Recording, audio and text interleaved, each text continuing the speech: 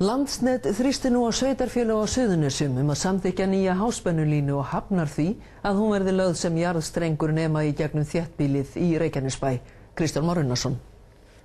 Eftir viðræður í 1,5 ár hefur Landsnet nú lagt fyrir sveitarfélögin að nýja háspennulínan verða mestu loftlína en jarðstrengur á þeim kafla sem liggur Reykjanesbæ milli Fitja og Helguvíkur. Kröfu Voga að línan þar verði einnig lögð í jörð hafnað. Það nú þannig að það vill helst enginn hafa háspennulínu nálægt sér.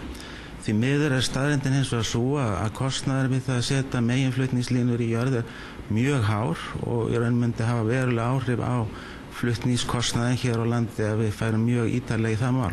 Vogar, Hafnarfjarðarbær og Grindavík vinna saman að málunni gegnum félagið Suðurlendir og hafa ráðið almennu verkfræðistofuna til ráðgjafar. Við viljum leita allra leiða til að koma þessum flutningsmannvirkjum í jörð ef það er hægt. Ef það er ekki hægt núna þá vonandi verður það hægt innan einhverja ára eða þegar verðið verður orðið forsvaranlegt og tæknin nógu góð. Þannig að við erum svona að reyna að finna einhverja leið sem getur tryggt rekstraröryggi rafmagns á Reykjanesi og komið til móts við þau markmið sem við höfum haft að koma öllum strengjum í jörð. Hitaveita Suðurnesja kvartar undan því að gamla háspennulínan dugi ekki lengur og valdi fyrirtækinu fjárhagsskaða. Landsnet þrýstir á niðurstöðu. Já, það er alveg rétt, það er pressi í þessu máli eins og hefur komið fram á undanförnum dögum að þá hafa truflanir afdrifaríkar afleiðingar á Reykjanesi og okkur liggur á að fara að bæta ástandið.